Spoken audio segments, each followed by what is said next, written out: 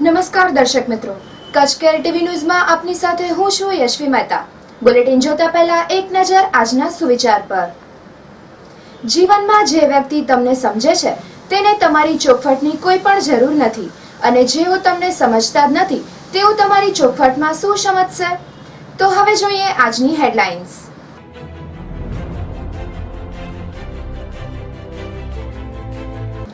ભુજના નગરપતિને બદનામ કરવાનું ષડયંત્ર રચાયું। આગામી અષાઢી બીજ નિમિત્તે ભવ્ય રથયાત્રાનું આયોજન। કોલેજની ફી બેંકમાં ભરવાથી વિદ્યાર્થીઓ હેરાન। ભુજમાં કાપડની દુકાનમાંથી દારૂ ઝડપાયો। ગાંધીધામ છેડતી મુદ્દે છરીથી યુવાન ઘાયલ।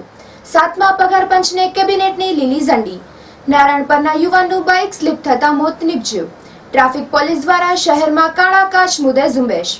ભચાઉમાં 33 લાખનો શરાબ એલસીબીએ ઝડપ્યો।